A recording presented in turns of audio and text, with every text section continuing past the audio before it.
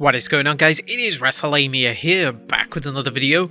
It's time for Raw's season premiere with plenty of guest stars and some big matches to boot, not to mention some huge returns. Join us now as Wrestlelamia looks at this week's episode of the Red Brand, as well as the wildest news stories and rumors you need to know, including Bray Wyatt is scheduled for SmackDown, Diaz coming to WWE, WWE interested in more released wrestlers, and much more.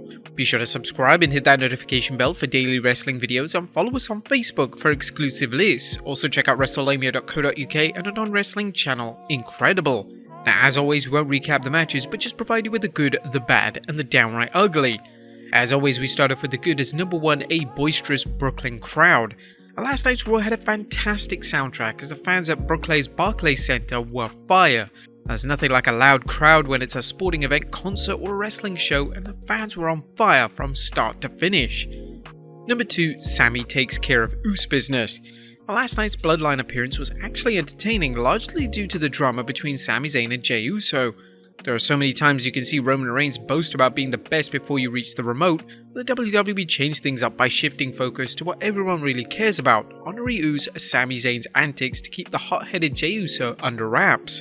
Naturally, Zayn got in over his head, and Jey played him perfectly when he goaded Sami into facing Matt Riddle, then followed Sami's orders not to interfere in the match, laughing as Sami fell flat on his face after losing.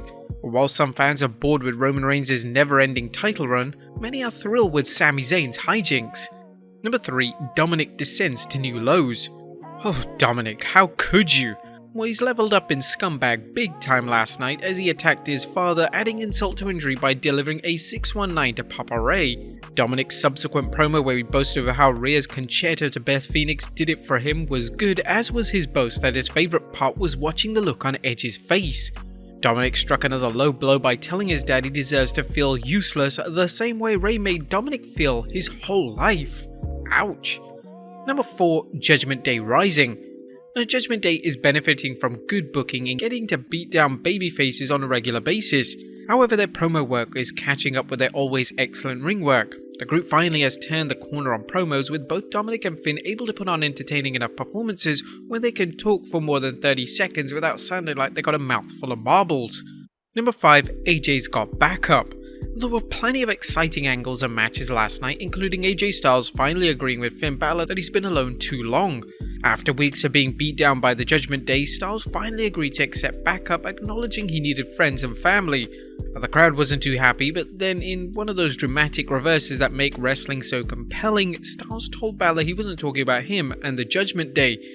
Styles' old friends Carl Anderson and Luke Gallows ran in, joining AJ in taking out the Judgment Day in a feel-good moment that made up for Styles getting beat down by the Judgment Day for the last few months. Number 6, Candice beats Bayley. Candice LeRae's upset win over Bayley proved the adage on any given night, as the Poison Pixie countered a rose plant into a roll-up, getting the 1-2-3. The announce team made it clear Bayley wasn't 100% after a ladder match against Bianca Belair, but at the same time they didn't downplay the significance of a win. They also showed Bayley's disgust at losing when she and the other members of Damage Control laid LeRae out, then took out Bianca Belair when the Raw Women's Champion ran in for the failed save. Number 7, good matches all night. Raw didn't just rely on returns and reunions to deliver a sensational season premiere, it featured another week of engaging matches. Once again, fans got to see matches that didn't reek of redundancy, for example Chad Gable battling Rey Mysterio in an exciting outing, while Riddle rumbled with Sami Zayn, another example of WWE's roster depth. Number 8, Brock bashes Bobby. The Beast is back, and unfortunately for Bobby Lashley, it was receipt time, as Lesnar attacked the Almighty before his US title defense against Seth Rollins. Lesnar obviously hasn't forgotten about Lashley beating him at the Royal Rumble for the WWE Championship, and it was time for payback as Lesnar F5'd Bobby twice before locking in the Kimura lock. If this wasn't enough reason for Lashley to want Lesnar back in the ring, what happened next should cement a rematch between the two MMA and amateur wrestlers turned pros. Number 9, Seth wins the US title. Seth freaking Rollins is US champion, finally snapping the 2+ year title drought he suffered through. Rollins had a major assist from Brock Lesnar, but give the devil his due as Rollins goaded and injured Bobby Lashley into defending the title. Rollins called Lashley every name in the book and even questioned Bobby's integrity as a soldier and a patriot, a reminder that no one knows how to push opponents' buttons like the Visionary. Number 9, Raw doesn't let up. Last night's show was brilliantly booked, with the WWE running one segment after another without giving fans time to pause. Even if fans didn't like all the storylines or matches, the WWE paced things perfectly, giving fans plenty of reasons to stay tuned in. Let's not forget the antics of DX, who were hilarious as always. X-Pac even name-dropping China was a lovely surprise. But that was a good what about the bad, as number 1, Dexter Miz is one step away from downright ugly. Was anyone enjoying Dexter Lumis stalking the Miz? The storyline is more than predictable, it's boring, it's useless and it's been dragged out with no resolution regarding why Lumis is obsessed with the Miz. Frankly, it's one step away from being downright ugly, but at this point, does anyone even care why Lumis is fixated on the Miz?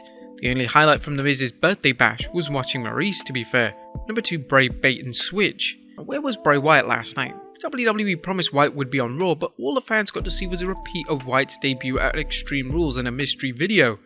This kind of bait and switch programming is bad for business. On one hand, the WWE needs to play the Wyatt card carefully, but if it decides to string the fans along for another month of cryptic clues, you can count on the fans getting a little frustrated. There was nothing downright ugly, as DX was on point, the Bloodline was on point, Sami Zayn was on point, Seth Rollins won the US title and Brock Lesnar even returned.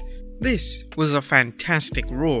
What do you guys think of Raw last night? Let us know in the comments down below. Now let's move on to the news.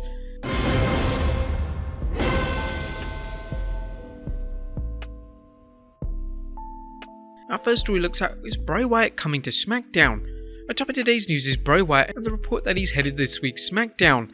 WrestleOps tweeted an ad for the 14th October SmackDown along with this message. It appears that WWE are advertising Bray Wyatt's return to SmackDown this Friday. The WWE Universe is also analysing a QR code that appeared on Raw. The code took fans to an old school Windows operating system display where a puzzle was put together as he's got the whole world played. The Universe's digital detectives, which could be the company's plants, concluded that the QR code's letters J and V refer to the date for SmackDown, with J standing for the 10th letter of the alphabet, N for the 14th letter, and V the 22nd letter, i.e. 14th October. Next up, Triple H interested in hiring Matt Taven. A former Impact Wrestling star Matt Taven is apparently done with the company, and as previously reported, he's not alone as several other Impact stars' deals are expired. Now reports are coming in that Triple H is interested in hiring Taven. Meltzer discussed this saying, "I know WWE has an interest in Taven. I would think that also Taven, Bennett and Maria could go to New Japan Pro Wrestling because they have a history there.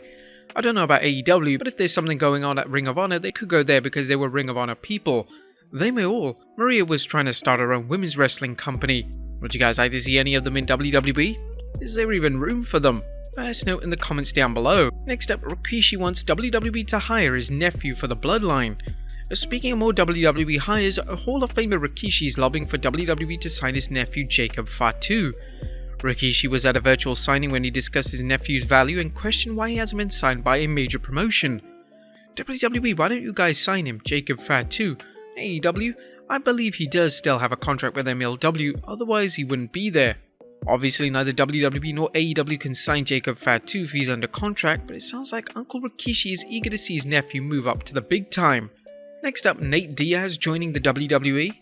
And while it's conjecture, a social media message from the former UFC fighter suggests he could be contemplating a run in WWE. Thirsty for News reported Diaz took to his Instagram and uploaded a photo with himself with Triple H and Stephanie McMahon, as he hinted at a signing with WWE.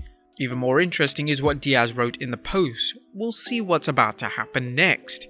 Would you guys like to see Diaz in the ring? Let us know in the comments down below.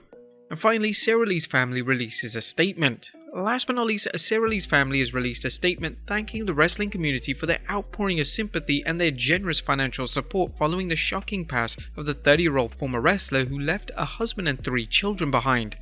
Wrestler Bull James set up a GoFundMe page for Sara's family, which includes her widower, Corey James Weston, aka former superstar Wesley Blake, and 3 children. As of this video, the fund has raised nearly $102,000, which is just incredible.